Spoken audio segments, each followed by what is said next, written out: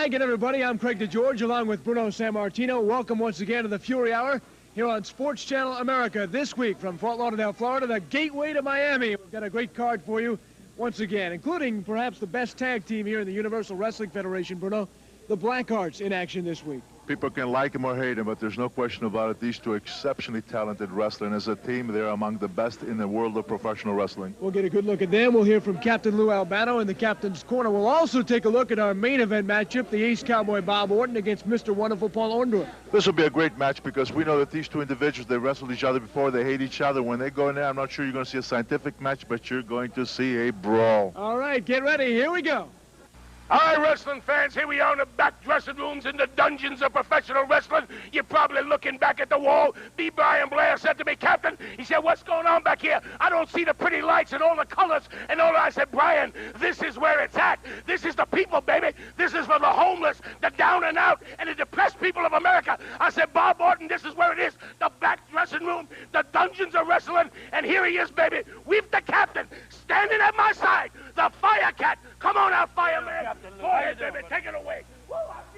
This is the Fire Cat here. You know, I'm not much for screaming and hollering. Nothing against you, Captain Lou, because that's you.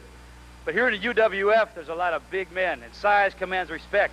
But you know, when you think of a cat, you think of prowess and agility combined with speed and power. And I'll tell you, here in the UWF, there's some big, big men.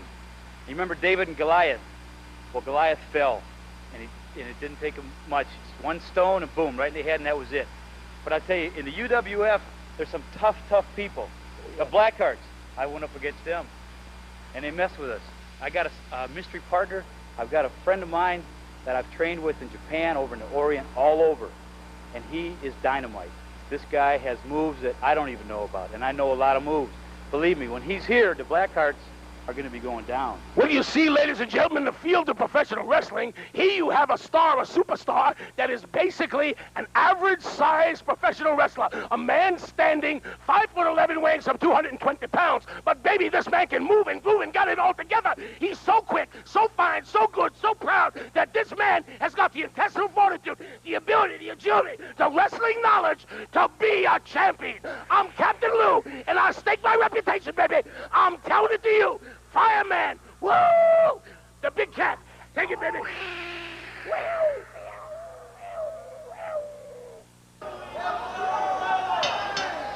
This next contest is scheduled for one fall. The referee in the ring will be Bruce Michaels.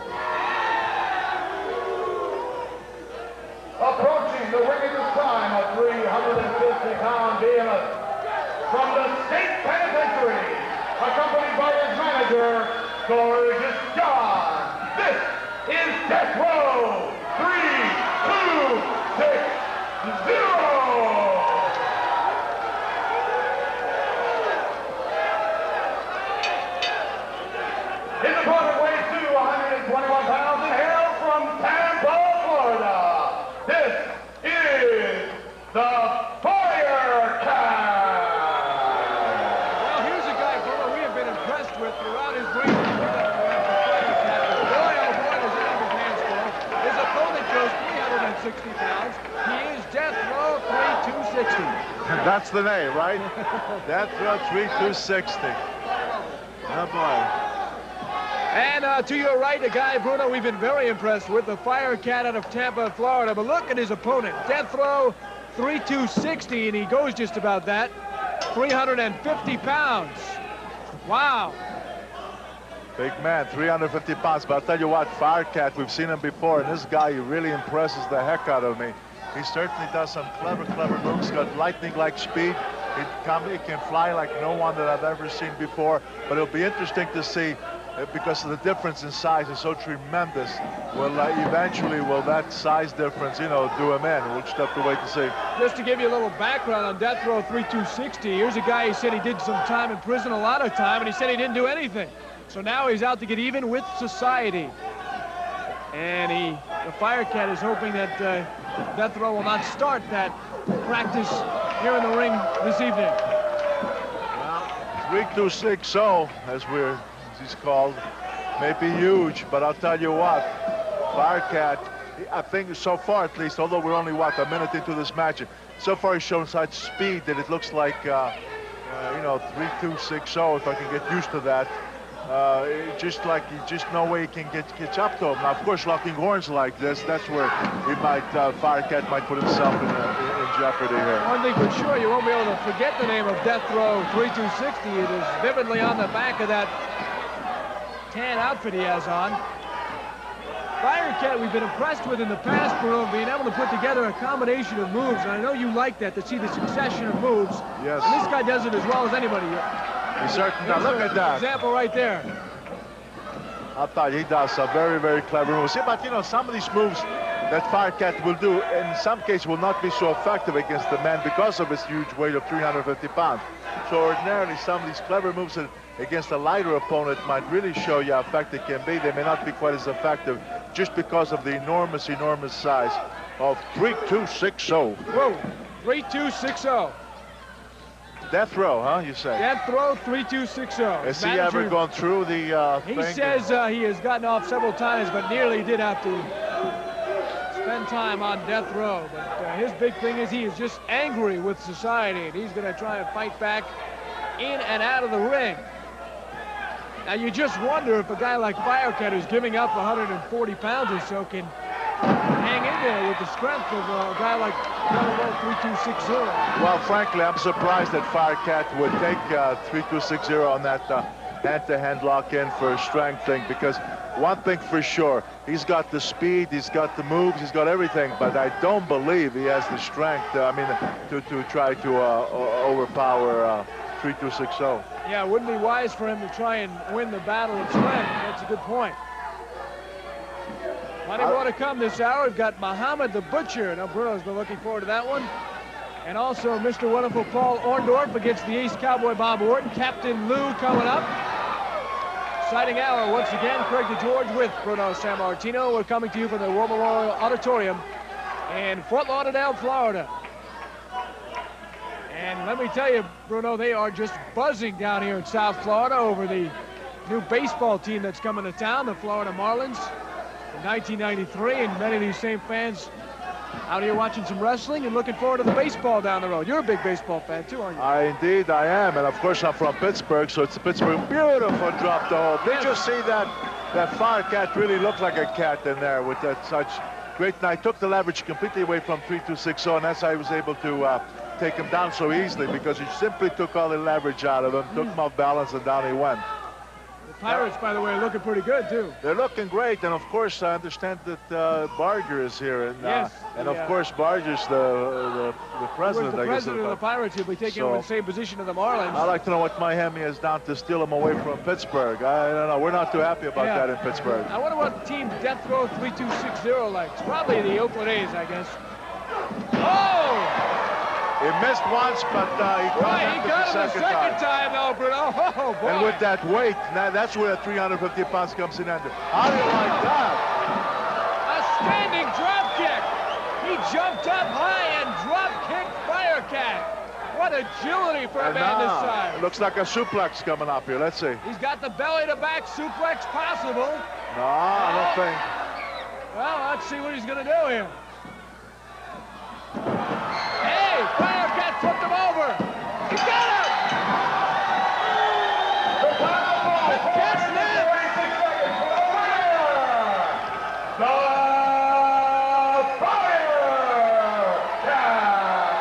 Bruno, he used that reverse victory roll. He calls it a cat's nap. I didn't think he could do that, though, on a guy who weighs 360 pounds. That's absolutely impressive. I'll tell you, this Firecat really impresses the heck out of me. Absolutely tremendous. So the Firecat, thanks to that cat snap, able to put Death Row 3-2-6-0 and keep him right there on Death Row. And you have a feeling this is not over yet. Firecat going to the second rope. 3-2-6-0, can't believe it.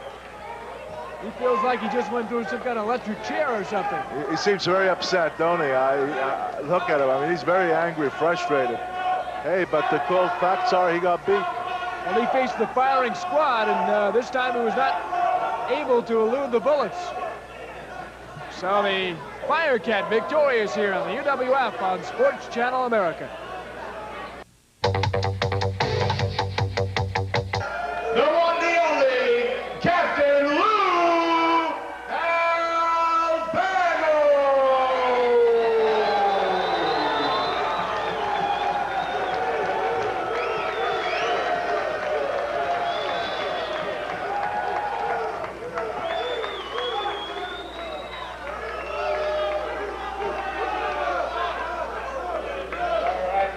Well, first of all, I want to say it's a great honor to be down here in the area with all you great people. You all look wonderful. We love you all. I can't hear you. All right. No, I can't hear you. Come on, I ain't yet through. Greatest people in the world. Tonight we're going to have an interview. We're going to have a live Captain's Corner right here from the ring. I'm looking up there at that beautiful face of Bruno Sammartino and Greg DeGeorge. Really makes me happy. Let's hear it for Bruno and Greg DeGeorge. Hey! Come on, one more time. Hey! All right, ladies and gentlemen, here we are, Captain Lou. I'm looking at my main man, Herbie Abrams. I'm going to bring out a half-wit that I call, I'm a fat guy myself, but this man's as fat as I am, if not fatter. He's repulsive and he's a half-wit. Mr. Ed or Mr. Red. Here he comes, brothers and sisters. Here he is. Okay, baby. Lou, I know this is not one of your favorite personalities, but Mr. Red has demanded that we have a meeting with him right here on television. I'd like to know what it's all about. First of all, wait a minute. Captain Lou, I want to hold my hand out to you, and I want to tell you that there's no hard feelings. On the pay-per-view, you took my pants. You embarrassed me in front of thousands of people. I want to hold my hand out to you in friendship. In friendship, people. Right here. In friendship. Shake my hand in friendship. You know something, Captain Lou? Tonight is a very spectacular night for Mr. Ed because my income just quadrupled. As of tonight, people, I own the Captain's Corner. You what? I want you to know, fat man, that I have a contract till the 7th month of the 3rd month, the 7th day of 1992, and it's under my name, Herb Abrams. Tell him about my contract, baby. Unquestionably and irrevocably, Captain Lou Albano has a contract till 1992. No. You read this contract. This is a legal document, and I want you to read it. No such thing as legal document. I have the contract, fat man. No, it's mine. Okay? Yeah, we can do that. Yeah, we can do that. Oh, yeah,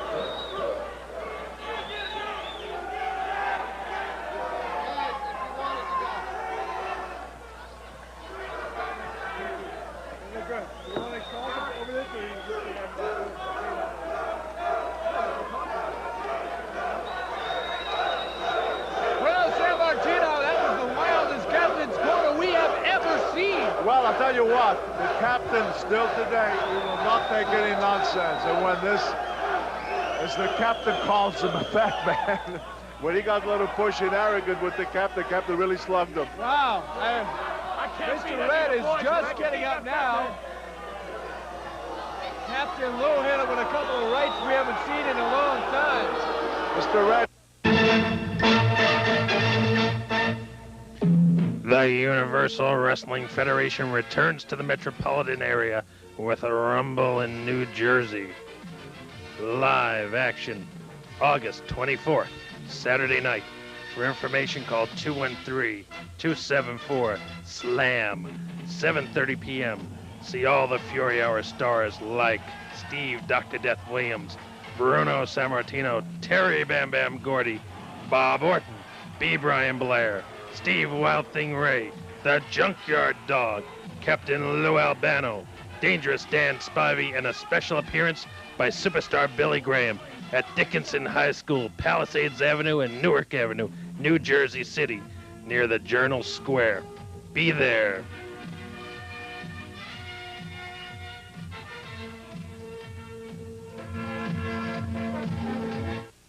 This is Frankie backstage with Luna and the Blackhearts, and she is accompanied by a most ominous-looking snake by the name of Zeus. Now, barring the snake, Luna, tell me, the tag team... Listen, you worry nothing about the snake. You should worry about the tag team titles because they are going to be around the waist of the Blackhearts, and that would worry many. I have a few facts for you. I do have facts for you. First of all, God is an astronaut. Midian is where the monster lives. Oz is over the rainbow, way over the rainbow. And the Blackhearts are going to be wearing the titles. Just count my words. And a few more facts. Okay, yeah. Lockjaw would become Captain Lou. The best cat is a dead cat. And this cat, the Fire Cat, stands no chance against the Blackhearts, the men that stand behind you. The men who have been to the valley and have returned to the other side. They are the major contenders for the UWF title. Here, kitty, kitty. Here, kitty, kitty. You know what? On my way here, I saw Roadkill. It was purple and yellow, and I thought with all my prayers, I hoped and I prayed that it was a Firecat. But no, he still haunts me.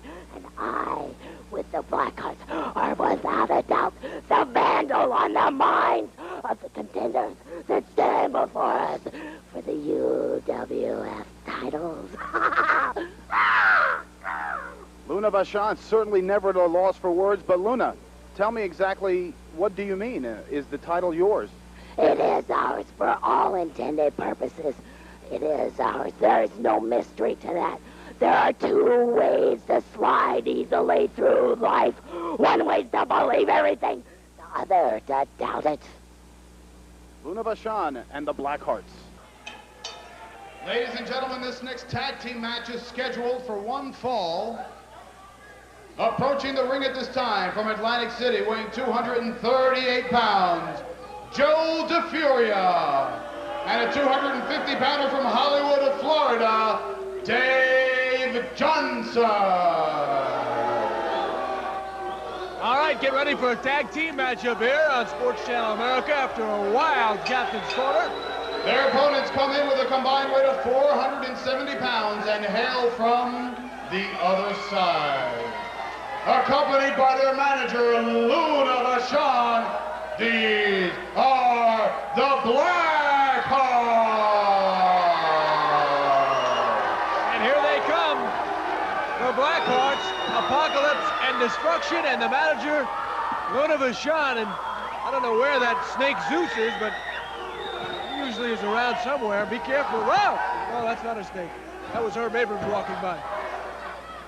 Look at these two guys. I mean, what scary looking, aren't they? The Blackhearts, Joe DeFuria and Dave Johnson. Well, we'll see what kind of opposition they can bring. You know, we've seen these guys before, the Blackhearts.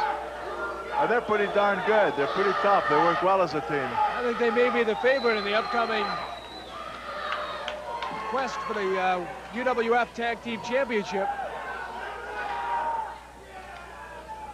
Apocalypse and Destruction are in the ring.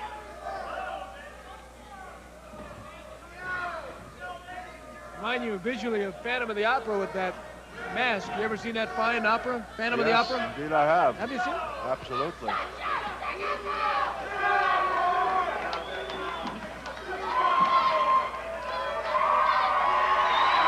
Luna Vachon is screaming and yelling as she normally does, and I'm not sure what the Blackhearts are doing right now, some kind of rituals they get going here. I'll tell you what, these guys are pretty nasty, these Blackhearts, but you know that Luna outside the ring, she may be a gal, and everybody knows she's a pretty tough gal as a wrestler, whatever, but she's not afraid to get in there against anybody, and don't be surprised to see a lot of interference if the Blackhearts should run into any kind of a problem. Oh, two powerful hits right away, and you can hear the shots. And a fine job, they knocked down, is that Johnson? Johnson taking a boot to the face, wow. Blackhearts wasting no time, they throw him out. Throws him out, and now look, see what I mean? Look, there's Luna. She's... I'll tell you, Bruno and Greg, it's ridiculous to have 3 people in the net. Oh! Did you see that move? He went for the top rope after him. And plus, Bruno, they got to reckon with that half-foot woman on the outside. Yeah, but you know, Captain, she may be half-wit and everything, but like I said, she's a very gutsy lady, and as long as she's out there, she's not afraid to do anything to help out the Blackhearts, and she's dangerous. So that's what you're saying, Bruno. She's capable of anything, viciousness or anything. She'll interfere. You're right. She's a half-foot. Good Russian leg sweep. Captain Lou, as long as you're here, what happened? I haven't seen rights like that from you in 25 years. Well, I'll tell you, I've been insulted enough. I'm a fat man, and that guy's fatter than I am, and I'm not going to take his abuse, and I finally had to straighten him out. But I know about tag teams. This is a competent team. However, I can't stand it with that Luna. Look at her. She is a halfwit. I mean, this lady is soft. Look at her moving around that ring. What a wacko. Boy, I'm out of here, baby. This way, look at the tattoo on her on her pectoris majors. The woman is soft. Yeah, but meanwhile, her Blackhearts, look at this. They really, I'll tell you, Bruno, we saw everything they do really well. I mean, like them or hate them, but there's no question about it that they're very, very talented. They've done some clever moves. They really go well together. Unbelievable. I don't think the Power Twins are going to match up. There's a hip toss. 2 of them. Yes, they both got caught in a hip lock, and they're both out of the ring. But I don't think that those hip tosses were really enough to really do any damage. And I think that they're just outside the ring. They're regrouping a little bit and listening to the manager Luna and coming in with new strategy. Yeah, particularly after all the damage they levied on their opponents. These Blackhearts, most impressive. There's a reversal. He tried to hip toss him again, couldn't do it. And it takes him straight back. Oh, he jumped off the top rope with nobody home. Now, you know, Greg, when you jump up like that from that height on your knees, don't think that doesn't do quite a damage on your knees. And you know, as time goes by, that's why there's so many of these wrestlers have to have knee surgery and so forth. Very, very dangerous. DeFuria trying to mount a comeback clothesline, a good clothesline. Wow, DeFuria mounting an attack here, and he throws out one of the Blackhearts. Now he's going to go after and chase him. He's going to chase him. This could get dangerous. He's in the crowd. And now both of them are going after the Blackheart. They'll throw him back in. Another Blackheart circling the ring with a chair, making his way over. Look out, he clocked him with a chair. And it is breaking loose outside the ring. Man, there's mayhem out there. Look at this. Everything's really going out of control here. The chair is getting tossed around. Meanwhile, back in the ring, DeFuria. Oh, great move. Great move indeed. Now, why doesn't he cover him in a hurry? Cover him up right away. Get him. But he wasted too much time. There's 2, and he can't do it. Wow. Maybe if he had covered him right away after he executed that good move, I think he possibly might have got him. But oh, the DDT. Front face lock and just came right down and went him on his head. That's the equivalent of a pile driver. Almost more of a DDT, though, and boy, did ever land, huh? After DeFuria was mounting an attack, but he throws him in. Irish whip in, then he goes into the turnbuckle himself, taking over. What a suplex, I'll tell you. Great suplex indeed. These guys got some great moves, they really do. A back suplex, and that landed. And DeFuria, Bruno's thinking of pounding, and he's hanging in there. But that's what I was just going to say. I'm surprised that he's still hanging in there. Look at this nice move. I mean, after that suplex that he took, I thought he broke his neck. And there's the guy, to his credit, boy, he's back in there and fighting hard. Nice partners in there. Start there. DeFuria was very impressive. Now Johnson throws the Blackheart in. Elbow to the neck. Boy, just when you really thought the Blackhearts after that start were going to run away with this match. Yeah, it started out that way, but I'll tell you, these 2 other guys, to their credit, you know, both DeFuria and Johnson, they've really come on, and it's been a very, very exciting match. Really a lot of action, and it's been going back and forth, so it's been no easy pickings for the Blackhearts here. Not at all. Their name's not flashy, but DeFuria and Johnson have been most impressive. Look out, this could be that double gourd buster. They got him on the rope. Or is it the, oh, this is the Vegematic, Bruno. This is the Vegematic. They took him down. They double teamed him and took down Johnson with the Vegematic. Yeah, but you know what? The referee was right there. He should have warned them to stop it, and if they didn't, I think it was been a good cause for disqualification. You can allow two guys to do that. Oh, look at Luna. Now Did you see her attack Johnson? Involved. Boy, she came from behind him, and she gave him one shot. Johnson really went down. That Blackheart came again from the ring apron, diving down, and you can see, Bruno, that is not padded. That is cement. That's not a gray carpet, folks. That's right, and that is cement. I'll tell you this. Some action outside the ring, and it's been a wild match. Boy, I'll tell you, Greg, it sure has been a wild match, and a very exciting one. And I think these fans are really, you know, very excited about it. This has got to rank with some of the great matches we've seen, and there have been so many here in the UWF. You see the Russian leg sweep on Dave Johnson. Johnson now into the ropes. Blackheart trying to double team him again. They dropped him down to the top rope.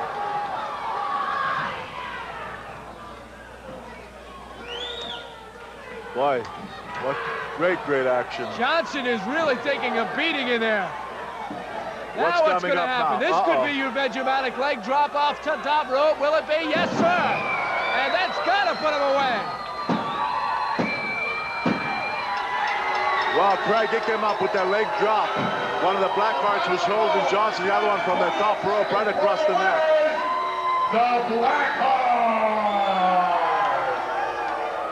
Well, no, the Blackhearts will get the victory, but DeFuria and Johnson, a moral victory if nothing else. They came back, were very impressive, and I'm sure we'll see a lot more of them. Absolutely, great match. Wow. Plenty more to come. Next up, the Ace against Mr. Wonderful. Great match coming up. Okay, wrestling fans, here's the latest thing to hit the UWF. Introducing the UWF Superstars Cookies. We've got the Steve Ray Wild Thing cookie. Our champ's favorite, the Steve Williams cookie. And besides all that, we've got the Paul Orndorff cookie. We also have 4 new kinds coming soon. The Bruno Sammartino, the Lou Albano, and the Herbie cookie. And let's not forget the B. Brian Blair cookie. It's honey flavored. Now you've had the rest, now try the best. The Universal Wrestling Federation Superstar Cookies. Look for all of them in your local supermarket and UWF arenas around the country. The next contest is scheduled for one fall. Making his way to the ring at this time, a 245-pounder from St. Louis, Missouri. This is the Ace Cowboy, Orton.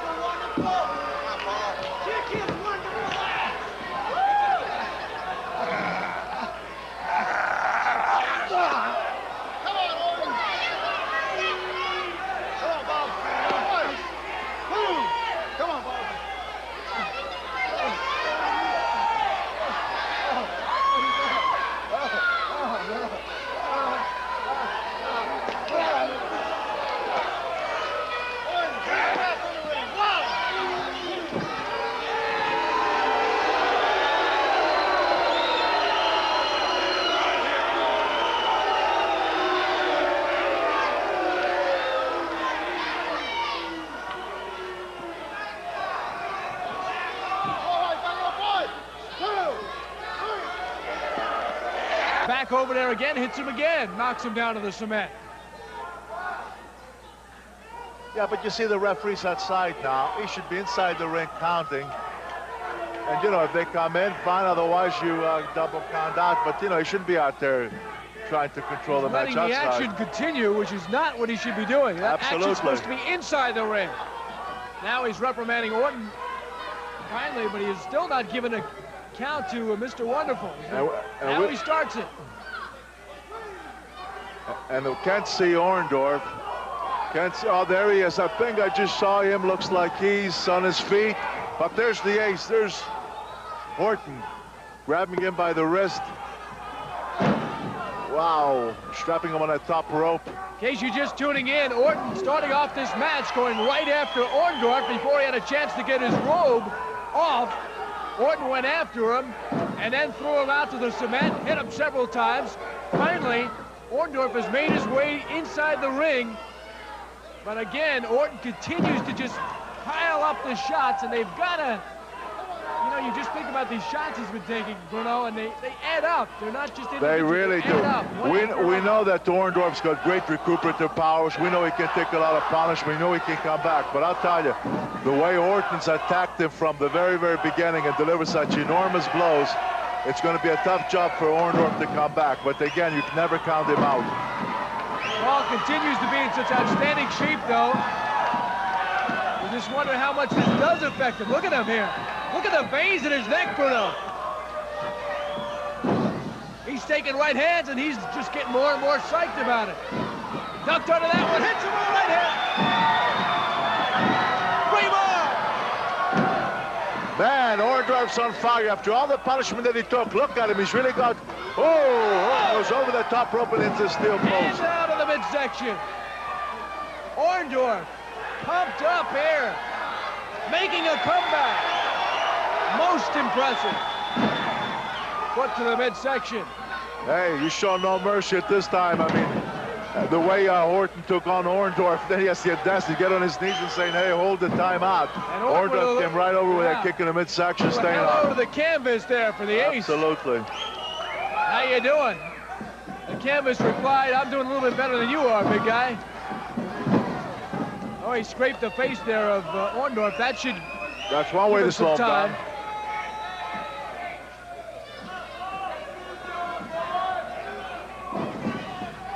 Well, you know what's really a shame here, Craig?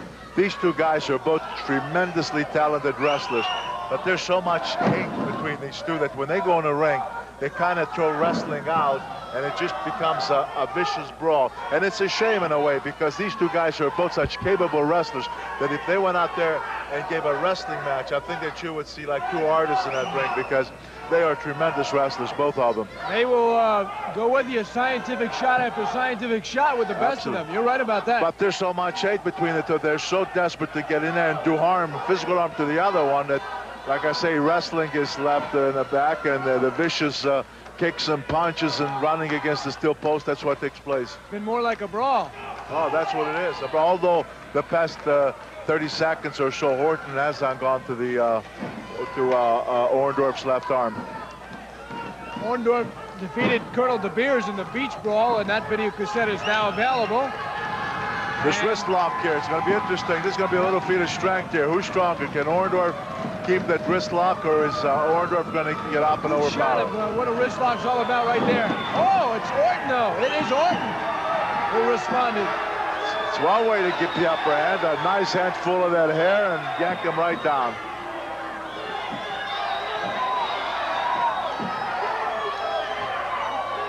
He's looking for a submission here, and you don't get too many of those from Mr. Wonderful, that's for sure. Orndorff, the former New Orleans Saint, played football also at the University of Tampa, was an All-American in high school, and right now also has a business on the side, has some bowling alleys and bowling centers in the entrepreneur area. Yes. That's Orndorff, a great athlete, there's no question about it. Football, wrestling, other sports he's played. But on the other hand, you're looking at Bob Orton, comes from a wrestling family. His father was a great wrestler. His brother's a terrific wrestler. And he himself, too, played some high school or college football. Great athlete. Both of these two guys, both great, great athletes. Going to test his strength on the wrist lock. Last time Orton was able to get out of it and knock down Orndorff. This time, though, it is Orton that goes down. Orndorff up the rope, knocks him down again. He is definitely rekindling some of those New Orleans Saints days there with those moves. Now he gets thrown out of the ring. This crowd has been in a frenzy throughout this evening's matches here on Sports Channel America. Well, I'll tell you, especially the last two matches, is certainly people have gotten as much action they could possibly expect or want to see. I mean, the last match with the Blackhearts and now this particular match, which of course we knew. This is no surprise to us, Craig. We knew what these two guys were capable of doing. They're both such great wrestlers. But the Blackhearts, I think, against Johnson and DeFuria. Whoa, did you hear that? Oh, that table. He nearly broke that table in half. Right in front of us. Orton, he's got the chair down. And he hits him in the back and knocks him down again. Orndorff's going to line him up again with the chair, and he hits him again. Now he throws the chair out of the way. The referee's got to get these guys in the ring, Bruno. Well, but see, the referee, in my opinion, he should be in the ring counting. He shouldn't be outside the ring here. What's he doing out here? He should be out there counting, and if they don't get back, one of them doesn't get back by the count of 10, it's a double disqualification, double count out. Not back in now, so he's looking for the count out.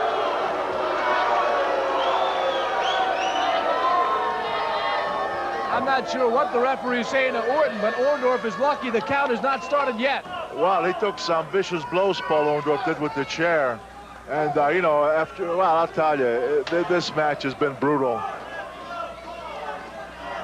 Right hand to the head of Orndorff. I'll tell you the amazing thing about Orndorff, all the action and hair somehow stays in place. He's got the... How the heck does that happen? Still got that part. He looks like he just got out of the shower after the hair blow. I don't think Orndorff is thinking about his hair right now, if it's messed up or not. You're right about that, Bruno. I think he's got a few aches and pains. Just an observation from ringside. Orton continues to work on the shoulder now of Orndorff. These two have just about went up and down, legs, backs, fronts, arms, necks, heads. He's got a double wrist lock there, now switching into, let's see, he's going to take it into a hammer lock or a shoulder lock here. But that's punishing, I'll tell you.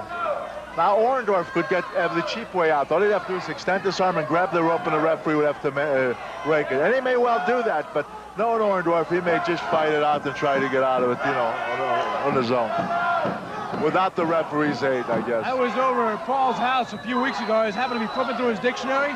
Do you know the word submission is not in his dictionary? It's not in his dictionary, It's not there, no. Okay. Taken out a long time ago. It just doesn't happen with this guy. You're not going to beat him by making him submit.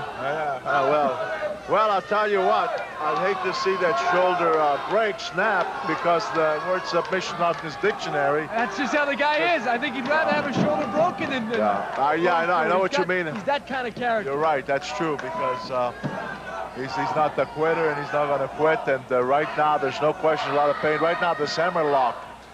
A lot of people looking at the hammer lock, they say, wow, that doesn't look so bad. But I'll tell you what, you get caught in one, and it's plenty bad, especially this now, coming down with his knee. That hurts. That hurts. Yeah, that does, because that arm can't go anywhere. It's locked in there. And then he puts the knee right into the back of the bicep. I'll tell you, it's been a great hour of action. It certainly has, Bruno. He's hanging on to that hammer lock, Orton. And of course, very wisely, because, you know, keep working that body part, weaken it. And, you know, then you put, of course, your opponent into a great disadvantage. These moves will not bring the crowd out of their seat. As a wrestler, Bruno, you can't worry about exciting the crowd. You've got to win the match. You've got to use whatever strategy that you think will be a benefit you in winning a match. You can't be out there just thinking, what will excite the fans the most, because you do that, you go in with that attitude, and you could very well disappoint that crowd by getting beat. Of course, there have been many, many great moments, however, in this match, and this crowd has been roaring throughout. Now Orndorff taking the better of the shots after a series of hammerlocks by the Ace. Ace continues to be consistent, working on the left hand, left arm of Orndorff. Orndorff trying to size up a right, it looks like. Now, if he can hit him with that fist and catch him in the jaw, I'll guarantee you that Orton will let go of that left arm. Knock him right back down.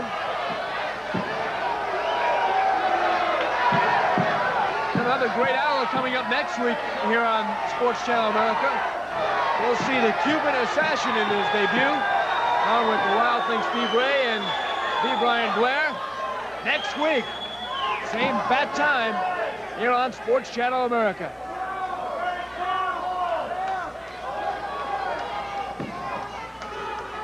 Seems like Paul just can't get away from that hold that Orton's got him on. He's trying, he's trying. You know what he's going to do? You watch. He's going to get up, and instead of aiming that fist, he's going to catch Orton with a quick right. And that's what he's got to do. He's got to just throw it. Well, oh, look at this. He's not going down. Again. Oh, there it is! There it is! He landed 3. He landed 4 rights. He may land another. He does. Orndorff finally busting loose with 5 rights. Now the elbow. He's rocked Orton. Reversal, nice job on Ace, but he missed him and he hit the steel post. Boy, he really rammed that shoulder against that steel post. And look at Orndorff taking advantage now, and that's what you got to do. He's trying to pull the arm right off. Well, why not? Hey, listen, after you ran his shoulder against that steel post, you grab that arm, you go to work on it, and this could very well do it for giving it, right back. Oh, you don't think that put a little pain in both the elbow, the wrist, the shoulder. He's trying to throw Orton out. Orton pulls down and throws Orndorff out. Boy, this has been one conquest after another. Just when you think one is going down for the count, there's a change of fortune. Yeah, certainly. Well, I guess you might say this match is just about going the way we expected and thought it would go. Just back and forth, a lot of great action, a lot of tremendous blows, a lot of pain being inflicted here on both sides. Elbow to the head of Mr. Wonderful. And he's back where he started this match, on that cement floor. And that looks like it may wind up right here again. Orton goes into the steel post. Sorry, Craig and Bruno. Due to the length of the Paul Orndorff Cowboy Bob Orton match, we'll show it in its entirety here on the Fury Hour next week. He went for a ride and broke the chair, I believe, on the table. That table just busted him. He ball Orndorff really well. Now look at this, going to get even. Here comes the chair. Bam! We'll be back next week with more top action from Paul Orndorff, Orton, B. Brian Blair, Steve the Wild Thing Ray. Be there. UWF, the Universal Wrestling Federation, the pinnacle in sports programming.